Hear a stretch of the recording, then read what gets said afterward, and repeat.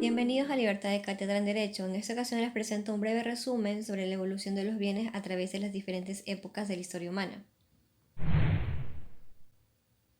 Primero tenemos a la época primitiva nómada.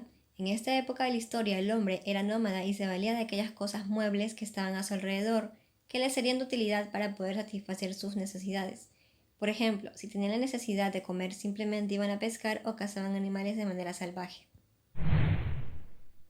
La época primitiva sedentaria es donde el hombre se fue valiendo de cosas inmuebles al descubrir lugares propicios para vivir de buen clima, donde veía que las semillas que tiraban al piso daban nuevos frutos, y en esta época el hombre empieza a asentarse y construye sus primeras chozas, vive de la recolección de frutos y además construye objetos contundentes que pasan a ser a su propiedad. La época del derecho romano. Esta parte de la historia abarca más de 1000 años de legislación y de cambios en la manera de entender la ley y la legalidad. Desde la aparición de la primera ley de las 12 tablas en el año 439 a.C. hasta el Código de Justiniano del año 529 d.C., en donde se reconoció el origen de los bienes que surgiría como un modelo de regulación de la sociedad que garantizara la paz social frente a las apariencias de igualdad de los plebeyos y de la jerarquía que sostenía a los emperadores, los pretores y al Senado. Tenemos la época del derecho medieval. Esta va desde la caída del Imperio Romano de Occidente del año 476 hasta el descubrimiento de América del año 1492.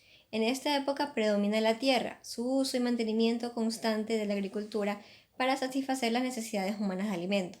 La tierra, como un bien inmobiliario, gozaba de protección y se le garantizaba su cuidado. La época feudal. El feudalismo fue un sistema económico, político y social imperante en Europa occidental durante la Edad Media y comprende el periodo desde los siglos IX hasta el siglo XV. Su origen se remonta a la caída del Imperio Romano y el fracaso del intento unificador de Carlomagno y a un aumento de la inseguridad y el desgobierno. En la época medieval, la agricultura era la base de la economía y la sociedad estaba organizada de manera rígida. Es en este tiempo que el poder de los reyes dejó de ser absoluto para ser compartido con la gente de la nobleza, que a su vez eran señores feudales en sus propiedades y medios de producción. Tanto la nobleza como la iglesia eran terratenientes y propietarios de las tierras, es decir, los bienes inmuebles. La época moderna va desde el descubrimiento de América del año 1492 hasta la Revolución Francesa del año 1789. Cuando aconteció la Revolución Francesa, los bienes aumentaron su valor debido a que se suprimió los antiguos señoríos, las rentas y los créditos, buscando la igualdad de bienes entre las personas, la libertad y la fraternidad, tal como lo mencionaban en su lema. El derecho contemporáneo va desde el año 1789, es decir, desde la Revolución Francesa hasta la actualidad. Finalmente, en esta parte de la historia surge un dualismo en los bienes. Esto quiere decir que hay una contraposición de los conceptos antiguos sobre los bienes, como lo es el derecho medieval en contraposición con el derecho de los bienes de la Revolución Francesa.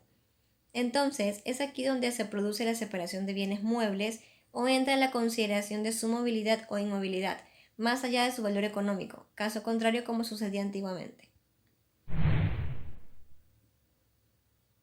A finales del siglo XV hasta principios del siglo XVI nació el capitalismo, aunque no alcanzó la madurez hasta el siglo XIX.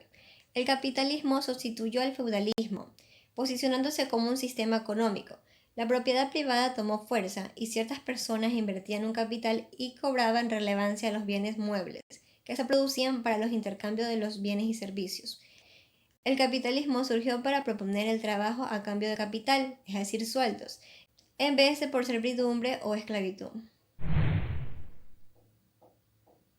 La época socialista va desde el siglo XIX hasta hoy en día. Surgió el socialismo y los bienes, tanto muebles como inmuebles, su uso y su consumo se reconocieron como propiedad de todos los hombres en general. Como podemos ver, en este sistema económico se degenera la propiedad privada y por lo tanto es contrario al capitalismo. Gracias por ver este video. Recuerda que puedes suscribirte al canal de YouTube y seguir a Libertad de Cátedra en Derecho en las redes sociales de Facebook e Instagram. Hasta la próxima.